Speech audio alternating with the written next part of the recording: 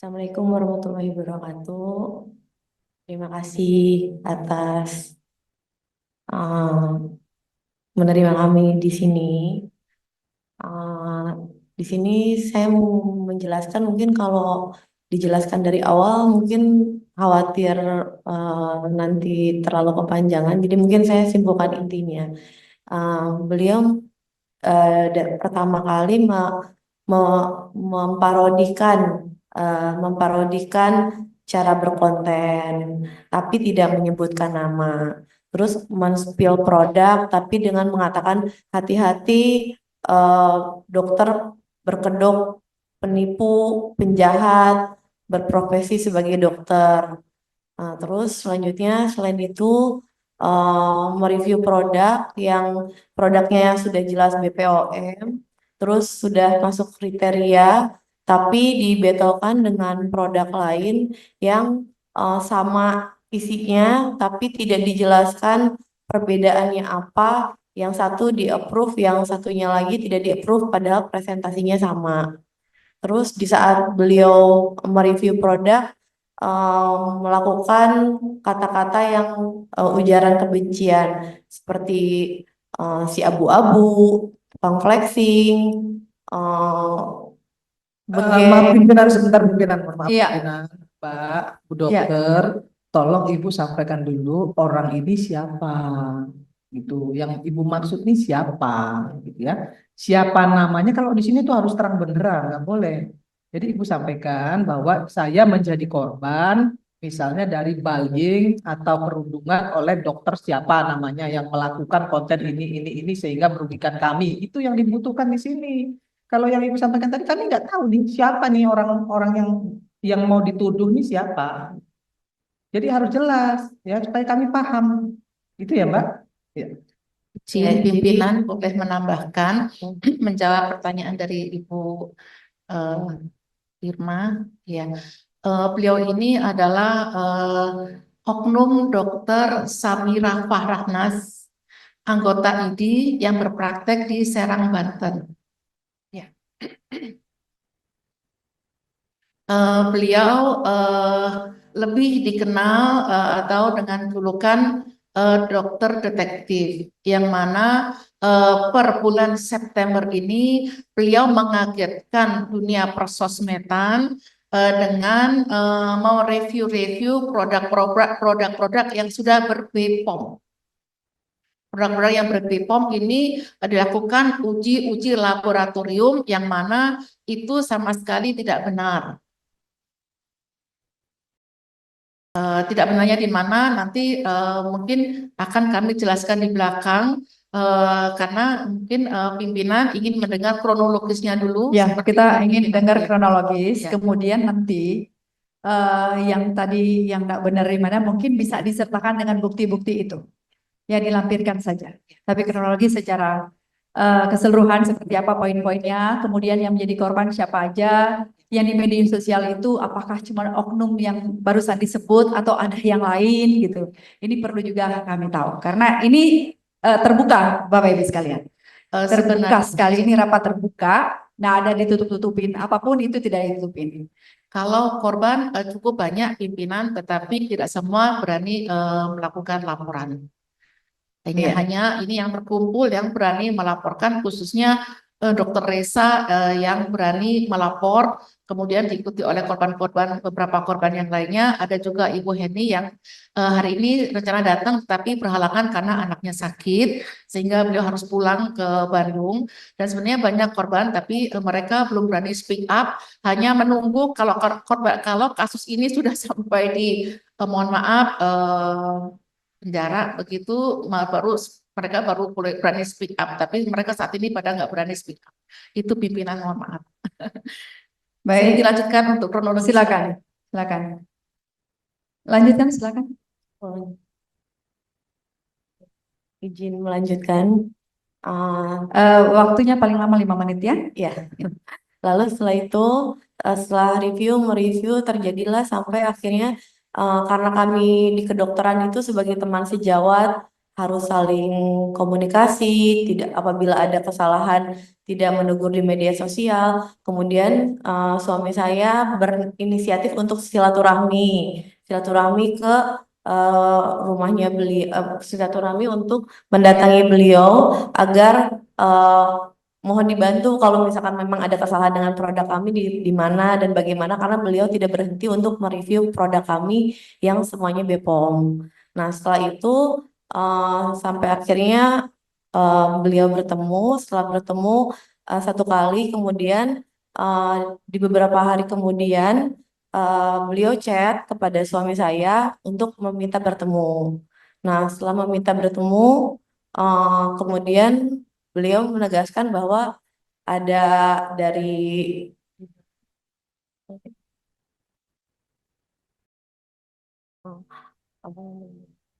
Silakan. izin Izin pimpinan, saya pikir agar mempersingkat waktu, apa yang disampaikan Dr. Reza ini adalah merupakan perlakuan yang sama yang diterima oleh semua dokter atau brand owner yang di samping kami. Jadi kami mau simpulkan bahwa atas nama akun Doktif ini, alias Dr. Samira, telah melakukan review-review dengan narasi overclaim, kemudian menyudutkan para brand owner dan dokter estetika, kemudian melakukan upaya-upaya pemerasan dengan metode yang sama, dengan orang-orang yang dengan perantara yang sama. Saya pikir itu untuk sementara pimpinan cerita awal yang perlu yang kami sampaikan pada rapat dengar pendapat umum di Komisi 9 ini, sehingga kemudian kami bisa mengharapkan 3 rekomendasi tadi dihasilkan di Komisi 9. Demikian pimpinan. Baik. Ada yang mau ditambahkan? Kami persilakan. Terima kasih, mohon izin pimpinan. Baik. Saya mungkin bisa dibilang influencer ya, tapi sebenarnya saya adalah apoteker dari Bekasi. Di Baik. Bekasi. Perkenalkan nama. Saya Roslyn Sitorus. Ya. Dan saya kebetulan baru menjadi influencer tanda kutip. Nah, jadi saya mengikuti kasus ini dari sisi keahlian saya sebagai farmasi, di mana saya sebagai orang luar melihat baru muncul pada bulan September ada suatu konten yang menyebutkan suatu produk overclaim dengan uji lab. Di situ saya tertarik bahwa ini tidak benar. Secara keilmuan itu tidak benar, gitu kan. Makanya saya mengulik dan juga memberikan respon bahwa hasil uji lab itu tidak bisa mencap suatu produk itu overclaim. Kata overclaim saja tidak merujuk kepada kandungan bahan obat dalam produk skincare tersebut, tapi klaim apakah bisa memutihkan, menghilangkan noda hitam dan lain sebagainya. Itu kalau berlebihan itu yang disebut overclaim. Kalau kandungan bukan overclaim. Nah, jadi saya mengulik hal itu dan juga mencoba mengcounter, tetapi permasalahannya menjadi bola liar bahwa seperti kayak gontok-gontokan ya, maaf kalau kata-katanya kurang formal. Nah, saya jadi mencurigai dalam tanda kutip ada apa di belakangnya. Kenapa produk yang tidak terbukti overclaim, karena kata overclaim itu adalah berarti tidak memenuhi peraturan. Jadi kan produk itu dianggap tidak memenuhi peraturan yang seharusnya mendapatkan sanksi. Produk yang kita belum tentu itu benar melanggar aturan atau tidak, tetapi dicap melanggar aturan. Kalau produk melanggar aturan kan berarti tidak layak edar. Jadi produk yang layak edar dicap menjadi tidak layak edar karena penghakiman overclaim itu. Nah, lalu di belakangnya ada apa saya tidak tahu, karena saya sebagai orang luar dan sebagai seorang farmasis ternyata ada keanehan skenario lagi bahwa yang tadinya dicap overclaim bisa tiba-tiba menjadi tidak overclaim, approve menjadi tidak approve dalam waktu singkat, karena secara kefarmasian untuk membuat suatu produk atau mendapatkan izin suatu produk tidak semudah itu dalam waktu dekat. Harus ada tektok lagi dengan BPOM yang harus dinilai lagi. Kalau ada misalnya produk yang tadinya tidak berkualitas dianggap, kalau mau mengubah menjadi berkualitas ya harus lapor dulu ke BPOM dan itu membutuhkan proses evaluasi lagi gitu. Nah, jadi kan saya bingung mencurigai ada apa, kenapa yang tadinya overclaim jadi tidak overclaim dengan waktu singkat. Nah, ternyata ada berita-berita yang masuk yang jadi FYP saya itu terus ya bahwa ada indikasi pemerasan. Nah, dari situ saya jadi menyadari bahwa maksudnya masuk akal saya bahwa ini skenario yang overclaim tidak overclaim ya untuk menakuti brand owner mungkin, karena kalau dilihat-lihat brand yang diserang adalah brand yang mempunyai cukup penjualan tinggi mungkin ya. Jadi dari alasan menghakimi brand itu tidak ilmiah, tidak masuk akal, lalu bisa jadi itu dijadikan alasan yang mengada-ngada untuk melakukan suatu tindakan pemerasan. Jadi secara teknis apa yang dilakukan akun dokter detektif itu tidak masuk akal, tidak ilmiah sama sekali, tidak dibenarkan. Selebihnya apakah ada indikasi pemerasan atau tidak, mungkin itu yang brand owner ini ingin sampaikan ya. Jadi secara kira-kira begitulah yang bisa saya sampaikan sebagai kronologis untuk bisa mungkin meminta bantuan ya untuk mendalami lebih lanjut ada apa dengan hal ini, karena saya rasa ke depannya kalau ini dibiarkan akan mengganggu produk lokal, karena sejujurnya kan kita masih berkembang ya, masih kemampuan teknologi kita itu adalah yang masih berproses untuk bisa mampu mungkin meningkatkan kualitas, bersaing dengan produk luar negeri gitu. Ini masih proses. Kalau dihakimi seperti ini akan agak susah ya, agak susah untuk kita terus berkembang. Jadi hal yang tidak ilmiah untuk menghakimi, saya takutnya itu akan mengganggu ke depannya untuk perkembangan produk lokal ke depan. Terima kasih, itu saya bisa sampaikan. Baik, terima Izin kasih. pimpinan, saya mau menceritakan kasus saya yang agak sedikit berbeda. Apakah Iya. diizinkan? Silakan sampaikan nama dan silakan. Assalamualaikum, salam sejahtera semuanya. Nama saya Dr. Gregory Budiman. Ya. Jadi sejak awal kemunculan dokter detektif, bahkan sebelumnya Dr. Richard Lee juga yang sering mereview produk, saya memberikan counter untuk menyatakan bahwa sebenarnya yang berhak melakukan review adalah BPOM. Sebentar saya akan membacakan surat saya kepada Komisi 9 ini. Jadi saya Dr. Gregory Budiman hendak melaporkan permasalahan kerusuhan di dunia skincare yang melibatkan akun dokter detektif milik Dr. Samira Farahnas. Ada beberapa hal yang menurut saya Dr. Samira melakukan dugaan pelanggaran. Yang pertama, uji yang dilakukan Dr. Samira tidak valid. Sampel yang diperiksa ada kemungkinan manipulasi. Dan ini terkait dengan pemeriksaan produk yang saya miliki. Ini semua terlampir, nanti mungkin akan saya kepada Komisi 9. Baik. Dan yang kedua, beliau mendiskreditkan kinerja dan wewenang BPOM. Karena hanya BPOM yang berhak melakukan approval dan evaluasi terhadap sebuah produk kosmetika. Dan apa yang dia lakukan, yaitu pemeriksaan uji sampel itu tidak steril. Dalam artian, barang yang diuji di laboratorium SIG itu tidak tahu apakah sudah terkontaminasi atau bahkan dimanipulasi oleh si reviewer itu sendiri. Jadi pada kesempatan ini juga saya selaku pemilik brand owner Get Beauty hendak melaporkan review buruk yang dilakukan oleh akun dokter detektif dengan dugaan motif tidak suka kepada video-video yang mengcounter dokter detektif tersebut. Kami selaku pemilik brand Get Beauty dan pabrik PT UV sangat dirugikan oleh publikasi video TikTok akun dokter detektif, dalam hal ini Dr. Samira Farahnas, karena tidak sesuai dengan hasil uji yang kami lakukan, baik di laboratorium internal pabrik maupun di laboratorium SIG juga dengan sampel yang sama dan tersegel dan yang beredar di masyarakat sepanjang tahun 2024. Oleh sebab itu kami mohon kepada Komisi 9 DPR RI untuk bersikap atas itu saja. Terima kasih pimpinan. Kawan Komisi 9 yang saya hormati, teman-teman dari Himpunan Dokter Kosmetik yang hadir pada hari ini yang saya hormati.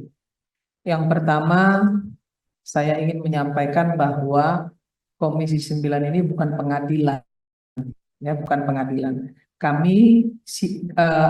Fungsi kami hanya melakukan rekomendasi saja. Jadi tidak berhak mencabut atau mengusulkan mencabut, itu nanti wewenangnya ada di Kementerian Kesehatan, ya. Itu yang pertama. Yang kedua, saya ingin sedikit mendalami kasusnya.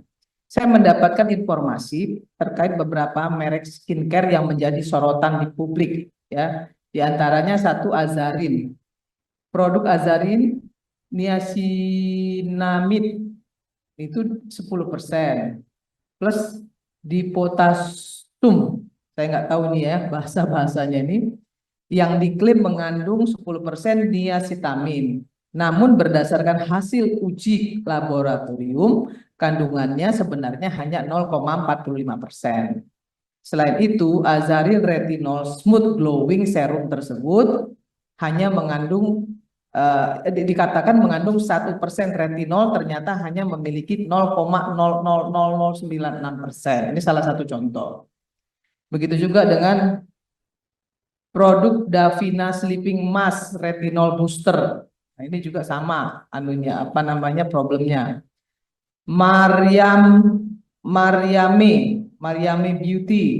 Ini juga sama, ya. Dianggap melebih-lebihkan ingredients-nya, itu ditinggiin padahal sebenarnya kandungannya nggak seperti itu. Nah, kemudian produk Originot Gluta Bright B3 Serum. Ini juga sama, disampaikan bahwa hasil uji dari laboratoriumnya tidak sama dengan isi kandungannya. SS Skin, serum retinol dari SS Skin juga diklaim memiliki 1% retinol, ternyata hanya mengandung 0,00054% berdasarkan hasil uji laboratorium. Nah, dari masalah yang disampaikan, saya ingin menyampaikan begini. Yang pertama, kasus ini adalah harusnya disampaikan kepada penegak hukum, ya, penegak hukum. Nah, yang kedua, tentu untuk bisa mendudukkan persoalan ini, kami harus memanggil BP POM. Betul bahwa yang bisa memberikan rekomendasi itu hanya BP POM, nggak ada yang lain, ya. Nah, yang ketiga, karena dokter ini adalah anggota ID, sudahkah disampaikan protes, ya, melalui surat kepada ID terkait tindakan dokter ini, ya, itu yang ketiga. Dan yang keempat, tentunya kami dari Komisi 9 akan memanggil BP POM juga, ya. Dalam hal ini BP POM tidak juga sempurna, ya. Kami juga akan menanyakan kembali kepada BP POM ini terkait masalah kandungan-kandungan yang sudah disampaikan oleh dokter ini, benar nggak sih hasil uji klinisnya seperti ini? Nah, ini akan kami koreksi juga nantinya ke BP POM. Nah, BP POM juga harus menjawab, dan saya juga akan minta hasil uji dari BP POM-nya seperti apa. Karena sama-sama kita harus berhati-hati untuk masalah skincare ini, karena banyak juga yang udah ketangkep kan, ya, yang punya emas banyak-banyak itu loh, yang nggak tahu siapa itu, ternyata itu produk Korea, produk Cina, tapi dicabut ininya, mereknya udah diganti Branding lagi. ya, brandingnya. Nah, seperti itu. Kita pernah mengalami satu hal yang juga mengguncang, ya,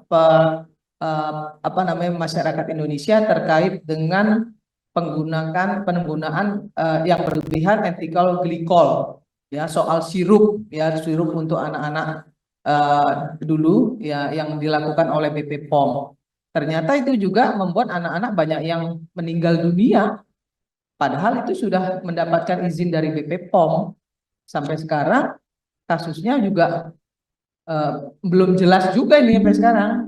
Ya, karena yang sudah kami rekomendasikan Kementerian Kesehatan untuk memberikan empati, memberikan ganti rugi kepada anak-anak yang menderita itu sampai sekarang masih ada juga yang protes. Artinya masih ada yang belum terselesaikan. Sehingga yang harus dilakukan oleh teman-teman yang pertama harus ke pihak yang berwajib dulu melaporkan. Saya melihat kontennya baru saya lihat tadi, dokter ini kalau dalam menyampaikan apa namanya podcastnya selalu pakai topeng, selalu pakai kayak ada kayak masker gitu ya. Ini kan juga harus saya sih ya curiga juga pasti ada ya. Ini juga harus dilaporkan juga ke pihak yang berwajib gitu ya, karena dia kalau memang dia niatnya baik ya nggak perlu pakai apa namanya nggak perlu pakai masker gitu ya untuk bisa menyampaikan edukasi kepada teman-teman. Kalaupun dia melakukan edukasi ya terkait apa yang dia temukan, ya dia laporkan itu kepada BP POM, ya laporkan kepada BP POM dulu. Nah, kalau BP POM-nya tidak bereaksi gitu ya atas atas temuan ini, baru dia bisa melakukan apa namanya ke medsos. Karena memang terus terang saja di Indonesia ini, kalau nggak dilempar ke medsos, nggak ditindaklanjuti. Banyak kasus terjadi seperti itu. Nah, menjadi masalah ketika misalnya Menkom Info kita pun gitu ya, ini juga belum bertindak tegas terhadap banyaknya apa namanya konten-konten yang kemudian podcast-podcast yang seharusnya itu bisa di-take on karena tidak memberikan edukasi yang positif ya kepada masyarakat. Nah, ini juga harus menjadi perhatian kami dari anggota parlemen. Tapi sekali lagi yang ingin saya sampaikan adalah sendiri. Jadi Komisi 9 tidak bisa memberikan rekomendasi untuk mencabut STR itu nggak bisa. Ya, kita harus memanggil dulu yang namanya BP POM, kemudian kita juga akan berkoordinasi juga nanti dengan Menteri Kesehatan ya, bagaimana duduk soalnya. Kemudian kita juga akan bisa akan meminta informasi kepada penegak hukum terkait masalah yang disampaikan. Itu jadi banyak, ini masih runtutannya masih banyak. Tetapi sudah betul kalau teman-teman mendatangi kami di DPR ini karena kami adalah wakil rakyat, tentu kami harus mendengarkan apa yang Bapak dan Ibu sampaikan kepada kita. Nah, mungkin itu saja yang bisa saya sampaikan. Sekali lagi saya hanya berpesan karena memang banyak sekali sekarang ini bisnis-bisnis skincare itu bertaburan dan tolong hati-hati. Karena jangan sampai nanti justru kontraproduktif tadi yang seperti apa namanya pengacara lawyernya tadi sampaikan ya, jangan sampai nanti produk luar masuk, produk kita sendiri yang malah ambles seperti itu. Tapi produk kita juga harus betul-betul berkualitas juga, jangan sampai kemudian malah produk kita itu ngambilnya dari produk luar ganti nama lagi gitu ya. Yang gini-gini juga harus menjadi perhatian kita bersama. Mungkin itu saja pimpinan, terima kasih. Saya tutup dengan wallahul muwaffiq ila aqwamit thoriq. Assalamualaikum warahmatullahi wabarakatuh.